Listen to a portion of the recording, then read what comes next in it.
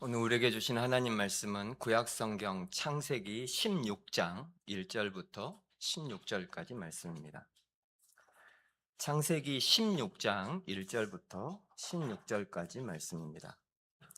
제 성경으로 구약성경 18페이지 창세기 16장 1절부터 16절까지 말씀 제가 읽겠습니다. 아브라함의 아내 사레는 출산하지 못하고 그에게 한 여종이 있으니 애굽 사람이요 이름은 하갈이라. 사레가 아브라함에게 이르되 여호와께서 내 출산을 허락하지 아니하셨으니 원하건대 내 여종에게 들어가라. 내가 혹 그로 말미암아 자녀를 얻을까 하노라 하매 아브라함이 사레의 말을 들으니라. 아브라함의 아내 사레가 그 여종 애굽 사람 하갈을 데려다가 그 남편 아브라함에게 첩으로 준 때는 아브라함이 가나안 땅에 거주한 지 10년 후였더라. 아브라함이 하갈과 동침하였더니 하갈이 임신하매 그가 자기의 임신함을 알고 그의 여주인을 멸시한지라. 사레가 아브라함에게 이르되 내가 받는 모욕은 당신이 받아야 옳도다. 내가 나의 여종을 당신의 품에 두었거늘 그가 자기의 임신함을 알고 나를 멸시하니 당신과 나 사이에 여호와께서 판단하시기를 원하노라. 아브라함이 사레에게 이르되 당신의 여종은 당신의 수중에 있으니 당신의 눈에 좋을 대로 그에게 행하라 하매 사레가 하갈을 학대하였더니 하갈이 사레 앞에서 도망하였더라. 여호와의 사자가 광야의 샘물 곁 곧 술길 샘 곁에서 그를 만나 이르되 사라의 여종 하갈아 내가 어디서 왔으며 어디로 가느냐. 그가 이르되 나는 내 여주인 사레를 피하여 도망하나이다. 여호와의 사자가 그에게 이르되 내 여주인에게로 돌아가서 그 수하에 복종하라. 여호와의 사자가 또 그에게 이르되 내가 내 씨를 크게 번성하여 그 수가 많아 셀 수 없게 하리라. 여호와의 사자가 또 그에게 이르되 내가 임신하였은즉 아들을 낳으리니 그 이름을 이스마엘이라 하라. 이는 여호와께서 내 고통을 들으셨음이니라. 그가 사람 중에 들나귀같이 되리니 그의 손이 모든 사람을 치겠고 모든 사람의 손이 그를 칠지며 그가 모든 형제와 대항해서 살리라 하니라. 하갈이 자기에게 이르신 여호와의 이름을 나를 살피시는 하나님이라 하였으니 이는 내가 어떻게 여기서 나를 살피시는 하나님을 배웠는고 함이라. 이러므로 그 샘을 부엘라헤로이라 불렀으며 그것은 가데스와 베레 사이에 있더라. 하갈이 아브라함의 아들을 낳음에 아브라함이 하갈이 낳은 그 아들을 이름하여 이스마엘이라 하였더라. 하갈이 아브라함에게 이스마엘을 낳았을 때에 아브라함이 86세였더라. 아멘.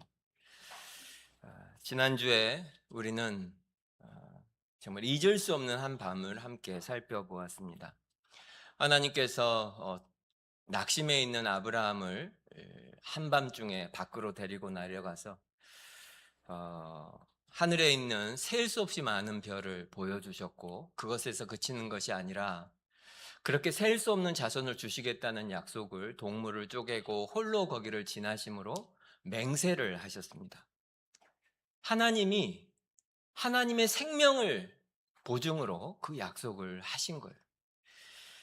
그리고 오늘 우리가 읽은 이 16장이 시작입니다. 그런데 16장 1절 말씀은 아브라함의 아내 사레는 출산하지 못하였고로 시작합니다. 지난주에 이어서 생각해 보십시오. 15장에 정말 하늘에 셀 수 없이 많은 그 빽빽한 하나님의 영광의 위대함을 보았는데 오늘 바로 뒷장에 그 아브라함의 가족에는 아들이 아직 한 명도 없습니다. 아이가 없어요. 15장에 하나님이 그렇게 맹세를 했는데 16장에 아브라함의 현실은 여전히 그냥 계속 기다려야 하는 기다림만 남아 있습니다. 그리고 오늘 말씀을 우리가 읽었는데 여러분이 아시는 것처럼 이 16장에 보면 아브라함과 사레가 그 약속을 믿지 못하고 함께 무너지는 장면을 우리가 봅니다. 우선 오늘 말씀을 아시는 분도 계실 테고 읽으면서 다시 이런 이야기가 있었나 싶은 분도 계실 텐데 마음이 불편한 분도 계시죠. 내용이 드라마에 나오는 장면 같아요. 아이를 못 낳으니까 아내가 남편에게 자기 여종을 줍니다. 그런데 그 여종이 남편과 동침해서 임신을 하니까 이제 본부인을 멸시하고 이제 무시합니다. 이 일로 가정에 불화가 생기고 싸우고 울고 불고 그래서 이제 본부인이 다시 임신한 여종을 학대하고 그것이 무서워서 그 여종은 광야로 도망가고 이런 이야기가 오늘 이야기입니다. 그런데 이 이야기가 지금 누구 집에서 일어나는 일입니까? 믿음의 조상 아브라함의 집에서 벌어지고 있는 일입니다. 왜 이런 이야기가 성경에 있을까? 굳이 이런 이야기를 굳이 왜 성경에 왜 썼을까? 이런 생각하는 분들이 계실지 모르지만 성경은 위대한 사람들의 위대한 믿음의 기록들을 적어 놓은 책이 아닙니다. 성경의 주인공은 언제나 하나님이십니다. 깨어진 세상을 하나님이 어떻게 회복시키시는가? 실패한 인생에 하나님이 어떻게 찾아오셔서 그를 다시 하나님의 백성으로 회복시키시는가에 관한 이야기입니다. 성경이 아브라함의 실패를 이렇게 기록한 것은 그렇다고 해서 아브라함의 믿음이 다 가짜였다 그런 뜻이 아니고 아무리 믿음의 사람이라고 하더라도 하나님의 은혜가 잠시라도 그를 붙잡지 않으면 단 하루라도 잠시 잠깐이라도 믿음으로 서 있을 수 없는 존재가 바로 우리들이라는 것을 아주 명백하게 오늘 말씀이 보여줍니다. 오늘 이야기는 크게 보아 두 장면으로 나눌 수 있습니다. 앞부분은 아브라함과 사레가 하나님의 약속을 붙잡고 기다리다가 결국 기다리지 못해서 자신들이 생각한 방법을 선택하는 장면이 앞부분이고, 이제 뒷부분은 그 일로 인해서 하갈이 상처를 받고 광야로 가 있을 때 하나님께서 그 하갈을 찾아오시는 장면, 이 두 장면입니다. 인간의 실패와 그 실패한 인간, 깨어진 세상에 다시 찾아오시는 하나님, 이 두 장면으로 볼 수 있습니다. 첫 번째 보면 1절에서 3절까지가 바로 이제 사람이 하나님의 약속을 붙잡고 기다리는 장면들인데, 여러분은 어떠시나요? 여러분 기다리는 거 좋아하십니까? 아마 대부분 기다리는 걸 잘하시는 분들이 대부분이겠지만 사실 기다리는 걸 좋아하는 사람은 별로 없죠. 그리고 이제 특별히 이 시대는 더 잠시 잠깐도 사실 못 기다리죠. 오죽하면 그렇게 쇼츠가 유행을 하겠습니까? 일단 기다리는 거를 사람들이 다 힘들어해요. 식당에서 번호표 뽑고 기다리는 것도 참 고통스럽고, 운전하다가 앞에 신호등이 빨간불 되면 왜 이렇게 긴지 저만 그러죠? 생각보다 그게 길어요. 마음이 조급해지고. 사실 우리가 기다리는데 익숙하지 않고 대부분은 조금 약한 편입니다.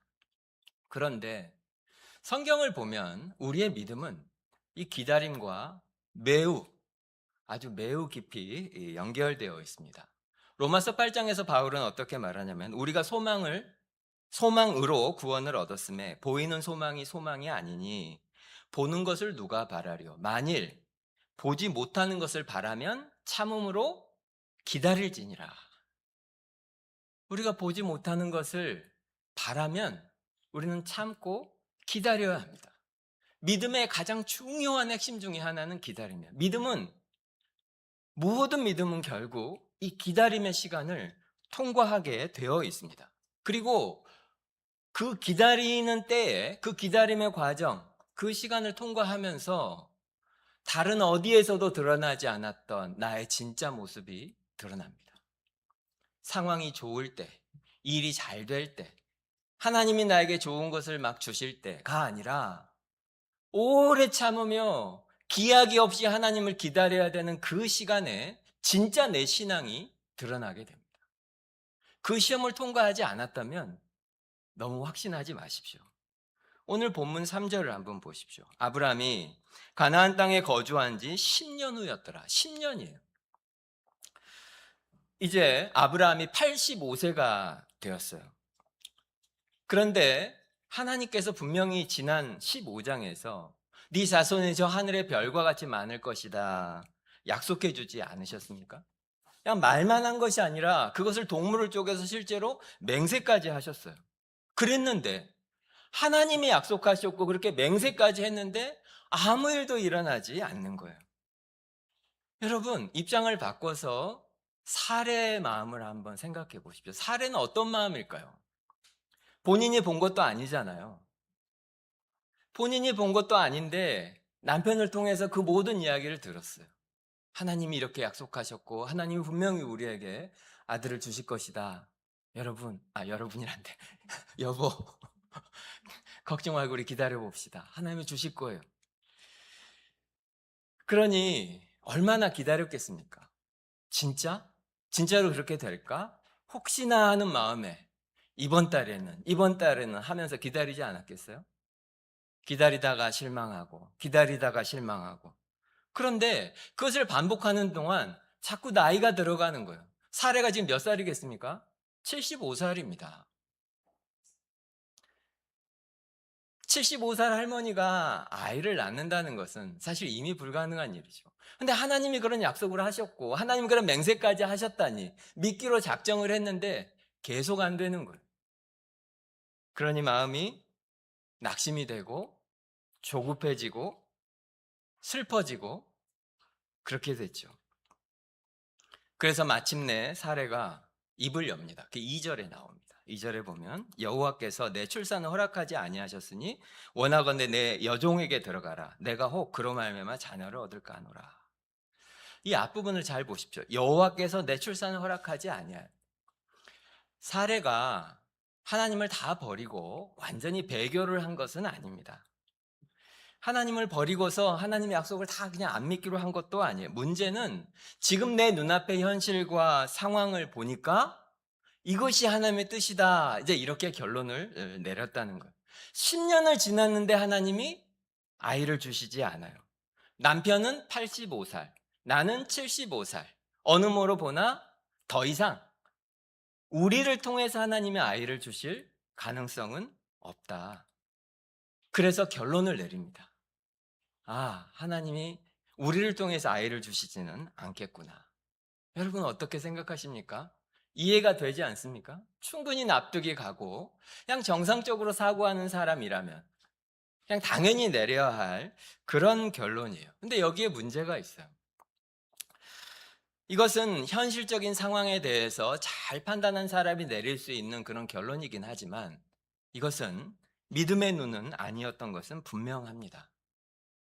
결론적으로 말하면 하나님께서 약속하시고 그 약속을 이루시는 것을 지연하시는데 사례는 그것이 하나님이 주시지 않을 것이라고 거절하는 것으로 해석합니다. 하나님이 약속하시고 아직 이루시지 않으셨는데 그것을 하나님께서 앞으로도 이루시지 않을 것이라고 결론을 내립니다. 그래서 하나님이 하시지 않으니 지금 우리가 할 수 있는 일이라도 해야 되겠다. 그래서 자기 남편에게 자기 여종을 주어서 아들을 낳으려고 합니다. 그런데 이 제안은, 이 사례의 생각은 전혀 어리석거나 이상한 일이 아니었어요. 당시에 고대 근동의 관습으로는 이런 상황이 되면 자기가 아이를 낳지 못하면 아내가 여종을 통해서 자녀를 얻는 것이 당연한 것이었고 합법적이고 그리고 그 당시에는 너무나 상식적인 일이에요. 오래전에 우리나라도 비슷한 그런 관념들이 있었고 그런 게 있었잖아요. 아이를 못 낳으면 어떻게라도 해서 대를 이으려고 아들을 낳아오는 그런 일이 있지 않았습니까? 이 시대에도 마찬가지였습니다. 지금부터 4,000년 전 일입니다. 그런데 여기서 중요한 것이 있어요. 모든 것을 다 이해할 수 있는데 사례의 이 생각을 한번 우리가 감정이입을 해보세요. 사례는 지금 무엇을 생각하냐면 지금 내가 하는 일이 하나님께 옳은가 아닌가 별로 거기에는 관심이 없어요.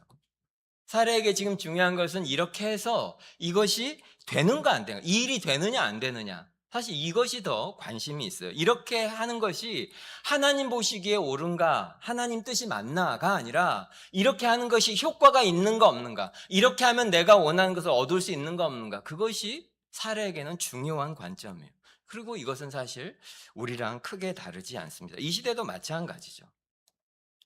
이것이 하나님에게 옳은 일인가, 이게 하나님 뜻인가, 이것을 묻기보다 이것이 되느냐, 잘 되느냐, 효과가 있느냐, 효율이 있느냐, 이렇게 해서 교회가 커지느냐, 이것이 관심이에요. 그러고 나면 그 방법을 쓰기 위해서 온갖 핑계를 댑니다. 종교적인 핑계죠, 다. 그렇지만 분명히 해야 할 것은, 교회와 성도들이 분명히 해야 될 것은, 세상 문화가 당연하게 여기는 것과 하나님이 기뻐하시는 것 사이에는 큰 차이가 있습니다. 세상 모든 사람들이 당연하게 여기는 일과 하나님이 기뻐하셔서 우리에게 살라고 하는 길 사이에는 굉장한 차이가 있습니다. 하지만 하나님이 약속하셨는데 이 힘든 세상에서 기다리다 기다리다 아무리 기도해도 그 일이 이루어지지 않아서 지치면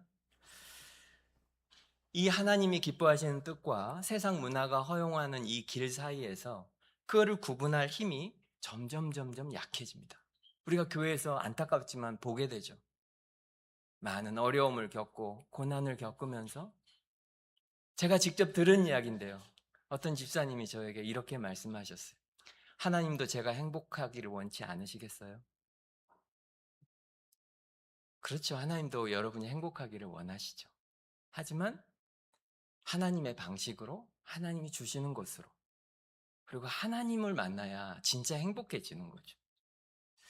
하지만 너무 긴 고난과 그리고 오랜 기다림, 그렇게 되면 점점 구분할 힘을 잃어버리고, 그러다가 기다리다 포기하고 전혀 성경적이지 않은, 하나님이 기뻐하시지 않은 그런 선택을 하는 경우들을 가끔 봅니다. 오늘 이 장면이 바로 그런 장면이에요. 그런데 지금까지 이야기에서 이런 중요한 결정을 하는데 정작 당사자이면서도 이 모든 내용 속에 완전히 배제된 한 사람이 있는데, 그 사람이 바로 하갈입니다. 이 하갈은 애굽 사람이고 종이에요. 노예예요, 노예. 노예는 의사결정권이라는 것이 없죠.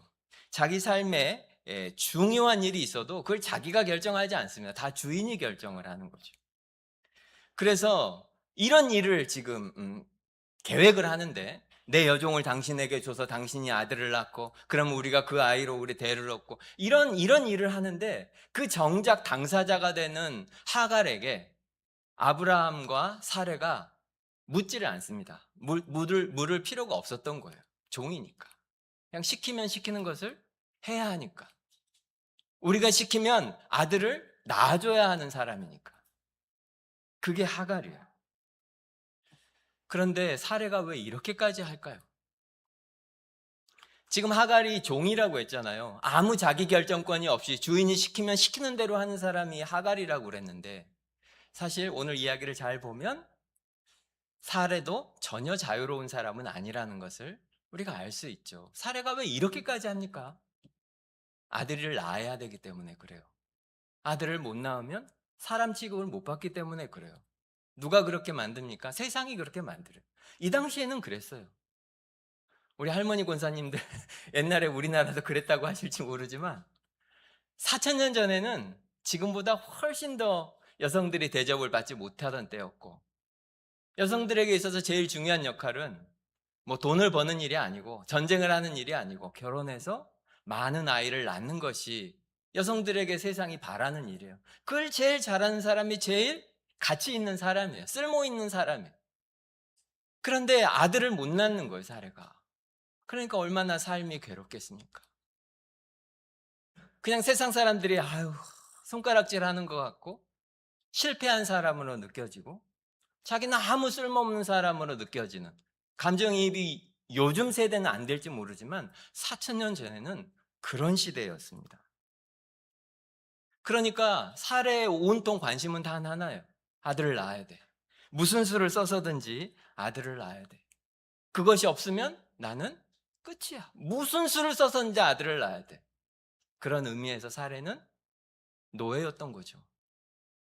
세상이 자기에게 준 그 기준의 노예고, 사람들의 시선의 노예고, 사람들의 평가의 노예였던 것입니다. 그렇기 때문에 노예라서 사실은 자기 결정권이 없어요.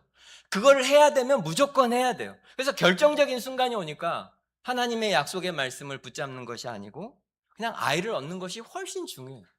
하나님이 말씀하셨으니까 그것을 믿고 오래 참고 기다리는 것이 중요한 것이 아니고 무슨 방법을 써서라도 그것을 얻는 것이 훨씬 더 중요해집니다. 그리스도의 노예가 아니라 세상의 노예였기 때문이죠. 갈라디아서 4장 22절과 23절에서 바울은 이 장면을 이렇게 말해요. 아브라함에게 두 아들이 있으니 하나는 여종에게서 하나는 자유 있는 여자에게서 낳다 하였으며 여종에게서는 육체를 따라 낳고 자유 있는 여자에게서는 약속으로 말미암았느니라. 바울의 말에 비추어 보면 아브라함 앞에 두 여자가 있는 게 아니고 두 길이 있었던 거예요. 두 길. 하나는 육체의 길이고 하나는 하나님의 약속의 길입니다. 바울이 그렇게 표현하죠. 육체에서 그리고 약속에서 이렇게 표현하고 있죠. 나이가 75살이 된 사례를 통해서 아들을 얻는 것은 사람의 능력으로는 안 됩니다. 오직 하나님의 은혜, 그것이 아니면 안 돼요. 언제 올지 모르는 하나님의 응답과 은혜를 기다리는 수 말고는 방법이 없어요. 그런데 하가를 통해서 아들을 얻는 것은 가능합니다. 아브라함 자신의 힘으로 사례랑 상의해서 자기들의 능력으로 이건 가능한 일이에요. 그러니까 언제 올지 모르는 은혜를 막연히 기다리는 길, 그것 대신에 지금 우리가 하면 당장 효과가 있는 이것을 하기로 결정을 했다는 거죠. 그런데 우리가 하나님을 믿는다고 할 때 그 하나님의 약속을 믿는다고 하는 것은 그냥 그 하나님이 우리에게 약속을 했으니까 내가 그 말을 믿는다. 그것이 아닙니다. 그런 일이 이루어질 것이다라고 내가 믿는 것만 있는 게 아니에요. 그 결과가 분명히 그렇게 될 거라는 것을 믿고 그 방법은 그리고 그 때는 내가 정하는 것은 그건 믿음이 아닙니다. 하나님이 분명히 그렇게 하실 텐데 언제 어떤 방식으로 그분이 그렇게 하실 거라고 하는 것까지도 다 믿어야 그것이 믿음이죠. 근데 우리는 보통 그렇게 안 해요. 하나님이 이렇게 주실 것이다 라고 믿습니다 해요. 그런 다음에 어떻게 합니까? 때와 방법과 시간을 다 내가 정합니다. 그러고는 하나님한테 매달려 해달라고. 그것을 믿음이라고 하지 않습니다. 믿음은 하나님이 말씀하시면 그 때와 방법도 하나님이 이루실 거라고 그분 손에 맡기는 것을 믿음이라고 합니다. 어떤 방식으로 하실지 우리는 모르죠. 언제 하실지 모르죠. 하지만 기다리는 것을 믿음이라고 합니다. 답이 늦어져도 하나님을 앞서지 않고 우리는 그 약속의 말씀 안에 거해야 돼요. 기다림이 길어지는 일이 힘들죠. 하지만 낙심하지 마십시오. 그리고 계속해서 끊임없이 싸워야 합니다. 하나님의 말씀 안에, 하나님의 섭리 안에, 하나님의 방법 안에 내가 있어야겠다. 그렇게 믿음으로 싸워야 해요. 우리 지난주에 말씀드렸잖아요. 하나님은 약속을 하시지만 그 약속을 절대로 잊지 않으십니다. 언제까지요 말하는 우리에게 하나님은 2000년이 지나서도 지키십니다. 무슨 대가가 지불되더라도 지키십니다. 심지어 자기 아들을 대가로 지불해서도 지키십니다. 그래서 참된 믿음은 때와 방법도 하나님 손에 맡기고 기다려야 하는 것입니다. 계속 이런 말씀이 부담스러운 분이 계시겠죠. 내가 얼마나 오래 기도해 온지 아세요? 내가 얼마나 기다리는 줄 아세요, 목사님? 이런 분이 계실지도 모르겠어요. 아무리 오래 기도해도 방법이 없고 오히려 그 마음은 더 완악해져서 그리스도에게서 점점 더 멀어지고 아무리 기도해도 건강이 오히려 악화되고 이 관계가 회복되길 바라지만 오히려 잘 안 되고 그런 일들이 사실 성도의 삶에 있습니다. 기도하고 믿고 그래서 말씀을 붙잡고 이렇게 하고 있는데 계속 시간만 흘러가요. 그럴 때 사탄은 우리에게 사례의 목소리를 들려줘요. 더 늦으면 안 돼. 조금 더 현실적으로 생각해야 돼. 그러다 큰일 나. 지금 이렇게 할 일이 있잖아. 이거 하면 되잖아. 남들도 다 이렇게 하잖아. 그러니까 나도 이렇게 해야 되는 것이 아닐까?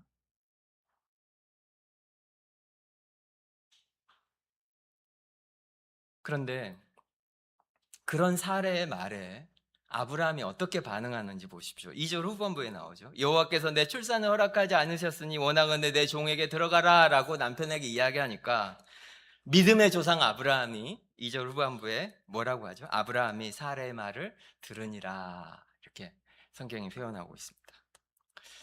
이 상황은 놀랍게도 창세기 3장을 떠올리게 합니다. 창세기 3장에 에덴 동산에서 아담과 하와가 나오죠.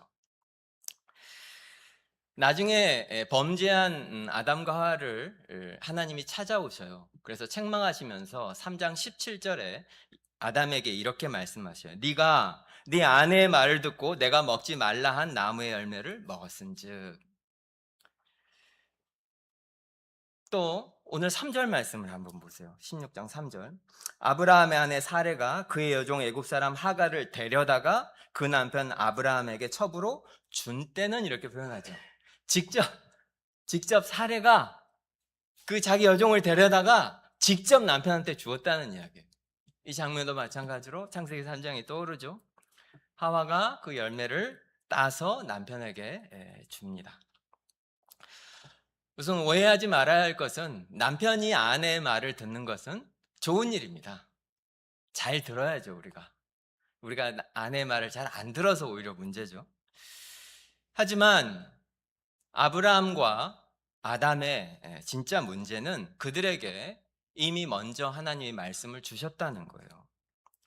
그런데 그 하나님이 주신 그 말씀이 아니라 아담도 아브라함도 눈앞에 있는 바로 효과 있는 가능성을 선택했다는 것이 문제입니다. 하나님의 약속의 말씀을 붙잡았다면 그들의 아내가 그들에게 말을 했을 때 그것을 선택하지 않았겠죠. 그걸 받아들이지 않았겠죠. 그래서 이 창세기 16장에 나오는 이 장면은 놀랍게도 창세기 3장에 나오는 아담과 하와의 실패를 반복해요. 그리고 더 놀라운 것은 그 결과도 똑같이 반복합니다. 창세기 3장에 보면 결국 그 죄를 짓고 나서 하나님이 찾아오셨을 때 아담과 하와가 서로 변명하죠. 아내가 줬어요. 그러니까 하와는 뱀이 줬어요. 그러면서 그들의 관계가 완전히 깨어지고 파탄이 납니다. 창세기 16장에 오늘 읽고 있는 이 장면에서도 결국 그런 일이 벌어집니다. 아브라함 가정에서도 남편과 아내가 서로 책임을 떠넘기고 아내가 남편을 원망하고 관계가 깨어지고 그런 일이 실제로 여기서도 벌어져요. 4절을 보십시오. 아브라함이 하갈과 동침하였더니 하갈이 임신하매 그가 자신의 임신함을 알고 그의 여주인을 멸시한지라. 지난번에도 그랬지만 이들이 한 계획이 성공합니다. 그렇게 하면 될 것 같았는데 진짜로 됩니다. 그래서 여종을 데려다가 남편과 동침을 시켰더니 진짜로 하갈이 임신을 합니다. 그런데 문제는 그때부터 모든 것이 엉망이 돼요. 하갈을 보면 하갈은 이 임신을 하고 나니까 갑자기 엄청 자신감이 생깁니다. 배가 이렇게 불러오면서 하갈이 그랬겠죠. 나 임신한 여자야. 아까도 말씀드린 것처럼 이것이 우스운 일이 아니에요. 그 시대에는 이것은 너무나 중요한 일이에요. 그 시대 사람들이 모두 중요하게 여기고 가치 있게 여기고 지금 뭐 돈이나 힘 같은 그런 거예요. 그거를 딱 손에 쥐니까 옆에 있는 사례, 늙고 아이도 못 낳는 사례가 만만해 보입니다. 그런데 참 슬픈 게 하갈이 어떤 사람이죠? 아까도 말씀드렸죠. 여종이라고 그랬잖아요. 자기 의견도 아무도 묻지 않고 이 중요한 일 하면서 너 이거 해라 하면 그냥 그런 사람이에요. 아무 권리도 없고. 어떻게 보면 아브람과 이 사레의 계획에 그냥 이용당하는 사람이에요. 아들을 얻기 위해서. 그런데 피해자잖아요. 근데 그 하갈이 힘을 가지게 되니까 세상 사람들이 좋아하고 세상 사람들이 원하는 그것을 가지게 되니까 갑자기 피해자가 가해자로 둔갑합니다. 그래가지고 아이 없는 사례를 멸시합니다. 너무 슬픈 일이지만 이건 사실이에요. 우리 속에 있는 그런 죄성입니다. 사례는 어떨까요? 이 계획을 누가 짰죠? 사례가 짰습니다. 여종을 데려다가 임신을 시켜서 내가 아들을 얻어야지. 그런데 계획대로 했더니 점점 배가 불러와요. 그랬더니 사례가 기분이 좋아야 정상인데 너무 화가 나는 거예요. 젊고 임신한 여종을 볼 때마다 무엇이 느껴집니까? 나는 늙었고 애도 못 낳는 패배자다. 이것은 그냥 날마다 확인하는 거예요. 자기 집에서. 그런데다가 애의 태도가 바뀌었네. 말투가 바뀌고. 그러니까 마음속에서 분노가 솟구쳐 오릅니다. 너무 슬프고 너무 화가 나고. 그거를 해소를 해야 되겠는데 왜 누구한테 하겠어요? 남편밖에 더 있습니까? 그러니까 남편한테 하는 거예요. 내가 받은 모욕은 당신이 받아야 옳도다. 5절에 그러죠. 다 당신 탓이라는 거예요. 아니 그런데 이것을 계획한 사람도 사례고 하자고 한 사람도 사례고 직접 종을 아브라함한테 데려다 준 사람도 사실 사례예요. 그런데 아브라함 탓을 해요. 다 당신 때문이야. 그러자 아브라함이 어떻게 하냐면 6절에 보면 당신의 여종은 당신의 수중에 있으니 당신 눈에 좋을 대로 그에게 행하라. 어떻습니까? 착한 남편입니까? 아닙니까? 부인이 막 화를 내니까 나는 모르겠고 그렇게 힘들면 당신이 알아서 해. 하나님께서 남자들이 똑똑해서 가정의 머리로 삼은 것은 아닙니다. 역할을 주신 거예요. 하나님께서 남편을 가정에 두신 것은 가정의 머리로 아내와 또 가족들을 보호하고 지키고 섬기라고 남편을 머리로 두었는데 그 책임을 미루는 거죠. 당연한 일이고 이 문제를 해결해서 아내도 보호하고 그리고 임신한 여종도 돌보고 해야 마땅한 일인데 당신이 알아서 해. 회피하는 겁니다. 지금 이 상황을 조금만 생각해 보세요. 하갈은 임신했다고 본부인을 멸시하고 사레는 남편을 원망하고 매일매일 울고 불고 화내고 비겁한 아브라함은 그 사이에 끼어서 말도 못하고 그냥 알아서 해.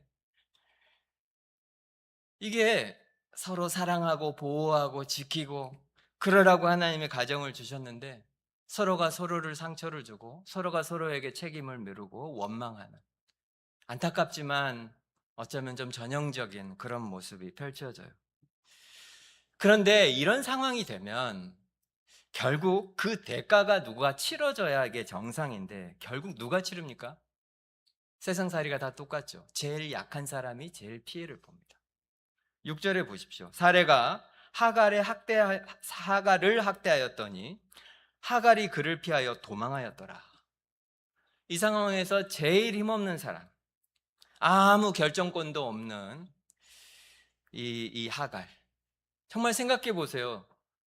여종인데 그냥 자기 의지도 아닌데 끌려와가지고 임신하고 그 일로 인해서 미움을 받고 학대를 받고 그래서 결국에는 광야로 도망칩니다. 아까도 말씀드렸지만 사례가 아이를 원한 것은 그 자체로 비난받을 일은 아닙니다. 그건 잘못은 아니죠. 하나님이 주시는 좋은 선물이잖아요. 그런데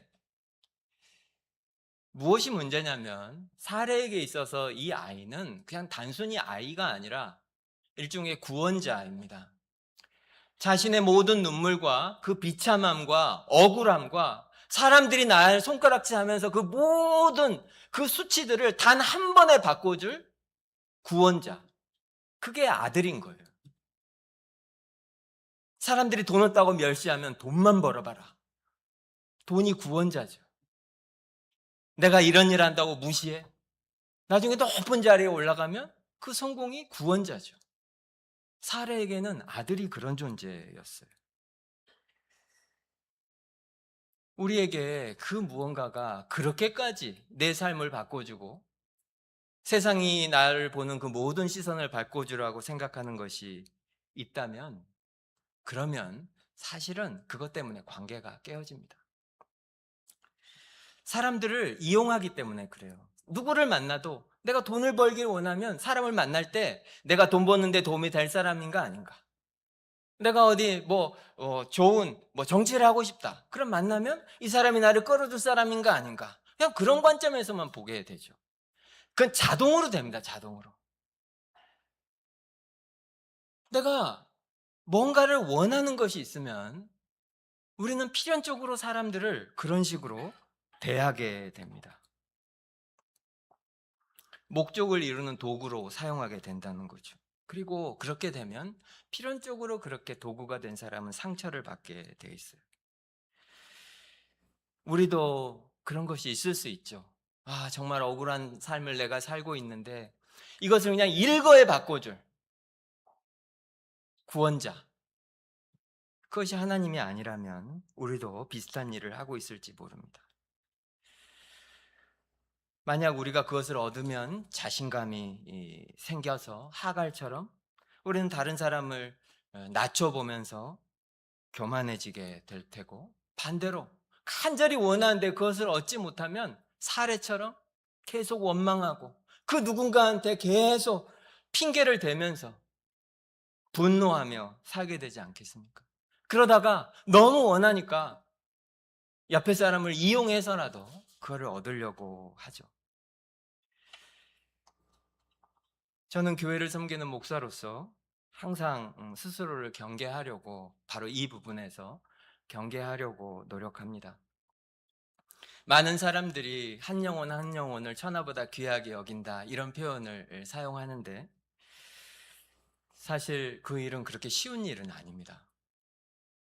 교회에서 여러분 한 사람 한 사람을 정말 귀한 영혼으로, 여러분이 누구이든지, 여러분의 직업이 무엇이든지, 여러분의 배경이 무엇이든지, 여러분의 돈이 얼마든지 그 모든 것과 상관없이 그냥 여러분을 하나님의 백성으로 사랑하도록 해달라고 하나님께 많이 기도합니다. 왜냐하면 사실 목회자들이 교회를 위한다는 그런 명분으로, 또 사역이라는 이름으로 성도들을 이용하는 경우들이 있기 때문에 그렇습니다. 사실 하나님 나라를 외치지만 사실은 자신을 위해서, 자신의 이름을 위해서 성도들을 도구로 동원하는 그런 경우들이 실제로 있기 때문입니다. 교회가 성장하는 것도, 여러분이 원하시는 그 사업이 성공하는 것도, 또 자녀의 미래가 안정이 되는 것도 사실은 모두 하나님이 주시는 선물입니다.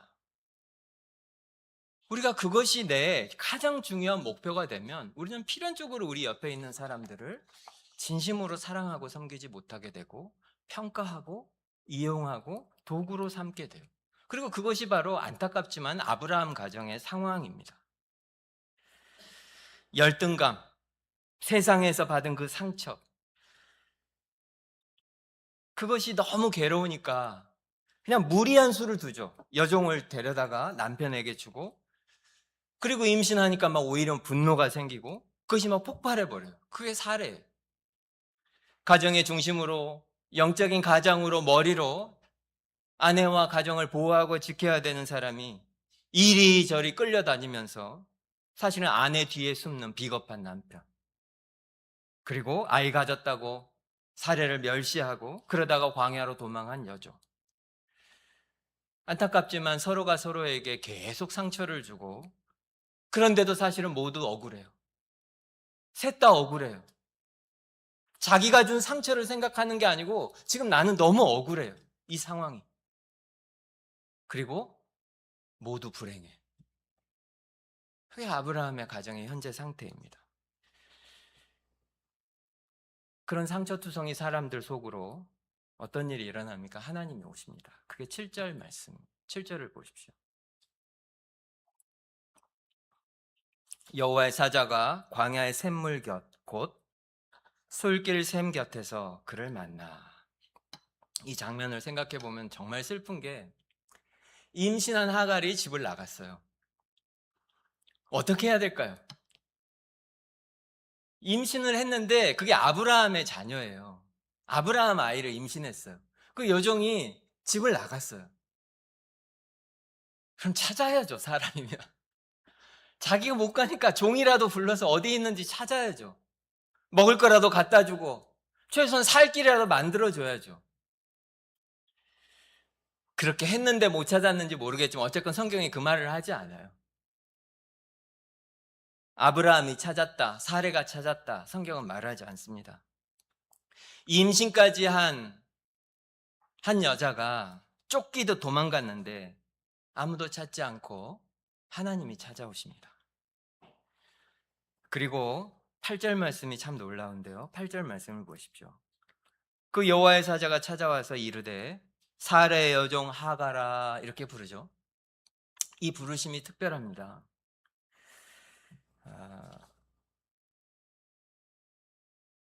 아까도 말씀드린 것처럼 이 하갈은 종이었잖아요.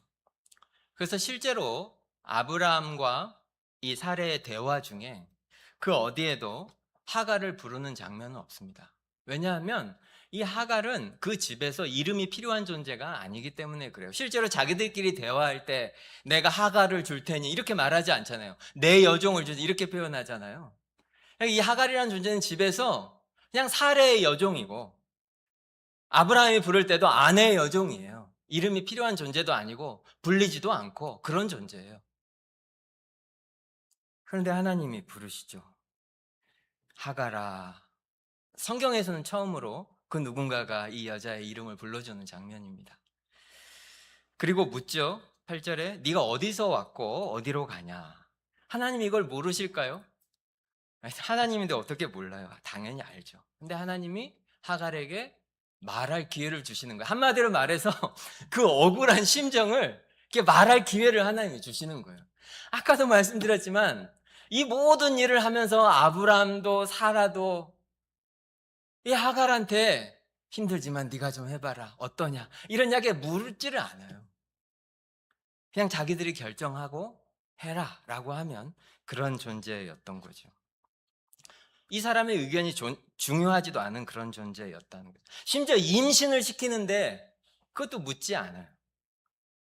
그런데 하나님이 찾아오셔서 이름으로 불리지 않았던 여자의 이름을 부르시고 그 마음에 있는 그 상처와 그 심경을 말할 수 있도록 하시고 하나님이 들으십니다. 그러니까 하갈이 뭐라 그러죠? 나는 내 여주인 사레를 피하여 도망하고 있습니다. 근데 9절에 하나님께서 뭐라고 하시죠? 내 여주인에게로 돌아가서 그 수하에 복종하라. 이거 참 슬픈 일이죠. 너무 어려운 일이죠. 우리가 그리스도인이기 때문에, 하나님 백성이기 때문에 누가 우리를 핍박하면 우리는 그냥 피해자가 돼서 무조건 맞기만 하고, 지금 하나님 그러라고 하시는 그런 일반적인 명령은 아니에요. 이 하갈과 아브라함 가정의 특수한 상황에서 하나님이 하갈에게 주신 특별한 명령으로 생각해야 합니다. 하나님은 다시 돌아가라고 하셔요. 그런데 돌아가라고 하시면서 그냥 보내지 않고 약속을 주시는데 10절에 보십시오. 내가 네 씨를 크게 번성하여 그 수가 많아 셀 수 없게 하겠다. 그러면서 아이의 이름까지 지어주십니다. 11절에 보면 그 이름을 이스마엘이라 하라. 이는 여호와께서 내 고통을 들으셨음이니라. 이스마엘이라는 뜻이 하나님이 들으신다라는 뜻이라는 거예요. 이스마엘이라는 이름이 하나님이 들으신다. 그런데 이 구절을 잘 보십시오. 하나님이 들으시죠. 근데 무엇을 들으셨다고 합니까? 네 고통을 들으셨다, 이렇게 표현하죠. 하나님이 네 고통을 들으셨다. 그런데 오늘 본문을 잘 보면 사실 하갈이 하나님께 기도를 했다든지 제단을 쌓았다든지 이런 장면은 나오지 않습니다. 심지어 하갈이 하나님을 찾았다, 하나님께 부르짖었다, 이런 말도 오늘 나오지 않습니다. 그러니까 한마디로 말해서 하갈이 하나님을 찾은 것이 아니라 하나님이 하갈을 찾아오신 거예요. 이 장면은 그거를 표현하고 있습니다. 하나님을 찾지도 않고 제단을 쌓지도 않고 하나님께 기도하지도 않고 하나님의 도움도 구하지 않고 그런 하갈을 하나님이 광야까지 찾아오십니다. 왜 찾아오셨을까요? 저는 이것을 어떻게 해석하냐면 하갈이 아팠기 때문이라고 해석합니다. 광야에 이 여인이 고통스럽게 울고 있는 것을 하나님이 보십니다. 그래서 하나님께서 찾지 않아도 그 하갈의 고통을 하나님은 보시고 하나님의 긍휼과 자비와 불쌍히 여기시는 마음이 하나님이 이 여인을 찾아오도록 하신 거예요. 너무 과하게 해석한 것일 수 있지만 최소한 믿음의 가정에 하나님이 택하신 가정 속에 벌어진 이 일 속에 하나님께서 이렇게 상처받은 한 사람이 눈물 흘리는 이 상황이 하나님에게는 우리가 하는 간절한 기도와 다름없이 그분의 마음을 움직이신 거죠. 얼마나 큰 위로입니까? 사실 우리는 어려운 일이 생기면 항상 기도할 때 내가 뭘 잘못했나 그렇게 생각하죠. 그리고 회개합니다. 내가 그걸 잘못해서 이랬구나. 내가 여행 가느라고 주일을 한 2주 빠졌더니 이런 일이 생기는구나. 등등 등등. 그런데 진짜로 큰 일이 생기면 사실 믿음이 있어도 교회 와서 기도해야 하는 걸 알면서도 못하는 경우들이 있습니다. 너무 무너지면 사실 기도라고 할 수도 없는 그런 상황에 있게 될 때가 있습니다. 아시는 분들도 많이 계실 거예요. 하지만 오늘 이 말씀은 하나님의 그 성품과 그런 우리를 외면치 않으시는 하나님의 그 은혜를 우리에게 분명히 말씀해 주고 계셔요. 그리고 그 다음에 이어지는 장면이 사실은 오늘 말씀의 클라이막스나 다름이 없어요. 하나님이 그 하갈의 이름을 처음으로 불러주셨죠. 근데 이번에는 이 하갈이 하나님의 이름을 부르는 장면입니다. 13절을 한번 보십시오. 하갈이 자기에게 이르신 여호와의 이름을 나를 살피시는 하나님이라 하였으니 이는 내가 어떻게 여기서 나를 살피시는 하나님을 배웠는고 함이라. 나를 살피시는 하나님, 히브리어로는 엘 로이라고, 엘은 하나님이라는 뜻이고 로이가 바로 살피시다입니다. 나를 보시는 하나님. 성경에는 위대한 사람들이 특별한 경우에 하나님의 이름을 부르는 그런 경우들이 있죠. 가장 대표적인 경우가 아브라함이 이삭을 죽이려고 할 때 하나님이 이삭을 죽이는 걸 막으시고 그런 다음에 그곳에 이제 제물을 미리 예비해 두셨죠. 그래서 뭐라고 부릅니까? 여호와 이레라고 부르죠. 모세는 아말렉과의 전쟁을 이긴 후에 여호와 니시라고 여호와를 불렀죠. 기드온은 미디안을 물리치라는 소명을 받은 후에 여호와 샬롬이라고 하나님을 불렀습니다. 다 위대한 사람들이에요.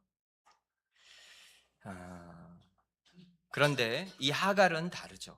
하갈은 그냥 그런 위대한 족장도 아니고 기드온 같은 사사도 아니고 모세 같은 사람도 아니고 전쟁을 이긴 것도 아니고 그냥 애굽 사람이고 이방인이에요. 그리고 여종이에요. 아무도 이 사람을 알지도 못해요.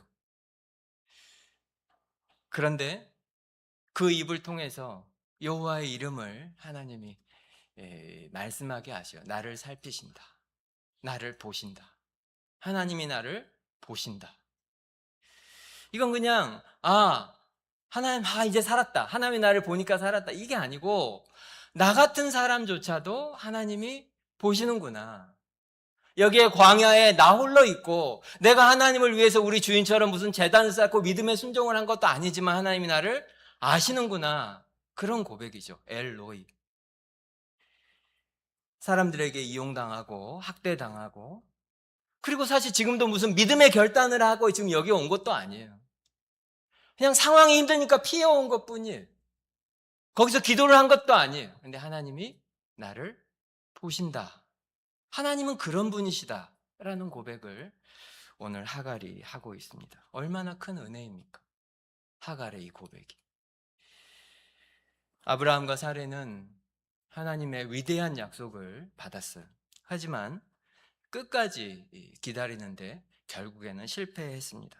이것 때문에 하갈이 상처를 입고 도망치고 그런데 하나님은 그 사레도 찾아오시고 하갈도 버리지 않으셨습니다. 실패한 아브라함과 사레에게 결국 하나님은 약속을 지키셔요. 그들이 실패했어도 하나님은 결국 약속을 지키십니다. 그리고 상처 입은 하갈을 찾아가셔서 위로하십니다. 우리가 믿는 하나님은 그런 분이셔요. 그리고 이것을 우리에게 분명히 보여주시는 증거가 바로 그리스도의 십자가입니다. 우리가 죄를 지었잖아요. 우리 죄를 대신해서 예수님이 그곳에서 죽으셨습니다. 그래서 이제 우리는 우리의 죄에도 불구하고 우리의 실패에도 불구하고 다시 하나님께 돌아갈 수 있습니다. 우리의 죄의 값이 모두 치러졌기 때문에 그런 거예요. 그리고 이 세상 사람 날 버려도 우리는 분명히 알죠. 하나님은 절대 나를 버리지 않는다는 것을. 그것이 바로 십자가가 우리에게 말씀해 주시는 큰 증거입니다. 말씀을 마치겠습니다. 들으시면서 어떠셨습니까? 우리도 다 기도하며 오래 기다리는 그런 제목이 있는 분들이 계실 거예요. 매일 싸우시죠. 더 늦으면 안 되는데. 정말 더 늦어지면 안 되는데 어떡하지? 이제 내가 해야 하나? 남들 다 이렇게 하는데 나도 해야 할까? 매일매일 혹시 그렇게 씨름하고 있는 분이 계시다면 제가 두려운 마음으로 말씀드리는데 멈추십시오. 거기서 그냥 멈추십시오. 눈앞에 그것이 효과가 있어 보일지 모르지만 싸워서 이기고 하나님의 말씀 안에 그 약속의 말씀 안에 머무르십시오. 절대로 거길 넘어가지 마세요. 어떤 분들은 이미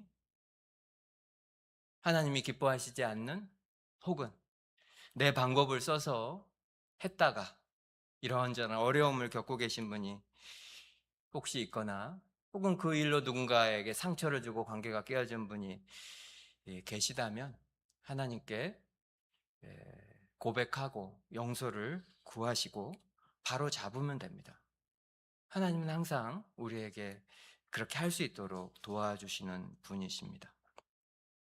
반대로 하갈처럼 내 잘못이 아닌데 내 삶이 왜 이렇게 됐을까? 그 사람 때문에, 그 상황 때문에 혹시 그것이 고통스러운 분이 계시더라도 낙심하지 마십시오. 아까도 말씀드린 것처럼 아무도 나를 찾지 않아도 하나님은 나를 찾으시고 아무도 나를 이해하지 않아도 하나님은 우리의 가장 깊은 것까지 다 아십니다. 하나님은 믿음으로 기다리려고 하는 사람을 붙들어 주시고 그리고 실패한 자들에게 다시 기회를 주시고 용서하시고 아무도 찾지 않는 광야에 홀로 있어도 꼭 우리를 찾아오셔서 우리를 위로하시는 분이십니다. 그러니까 조급해하지 마십시오. 지금 눈앞에 있는 현실이 끝이라고 판단하지 마십시오. 하나님에게는 무한한 손이 있고 무한한 능력이 있습니다. 하나님의 때를 기다리시고 내 지혜와 생각을 뛰어넘는 하나님의 방식으로 하나님이 일하신다는 것을 믿어서 그분의 방법 안에 머무르십시오. 우리 함께 끝까지 하나님을 기다리기를 간절히 바랍니다. 우리 기도하겠습니다. 문제가 없는 삶이 없고 그리고 완전한 가정도 사실은 없습니다.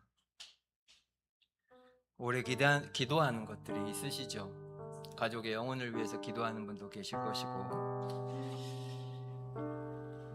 건강 문제, 또 재정 문제, 진로 문제, 결혼 문제, 미래 문제 많은 것으로 기도를 하는데 교회에 오면 설교를 통해서 하나님이 어떤 분이시고 하나님이 어떤 약속을 지키시고 매번 듣지만 사실 돌아서면 정말 그런 일이 있을까? 근데 왜 나는 계속 이럴까? 하루 이틀도 아니고 1, 2년도 아니고 이렇게 긴 세월 왜 아무 일도 일어나지 않을까? 기다림이 길어지면 우리 마음에 살해의 목소리가 들립니다. 더 늦으면 안 돼. 더 늦으면 안 돼. 나는 괜찮은데 우리 애들은 안 돼. 이제 해야 돼. 현실적으로 생각해야 돼. 현실적인 방법을 찾아야 돼. 하나님이 그것을 기뻐하실 거야.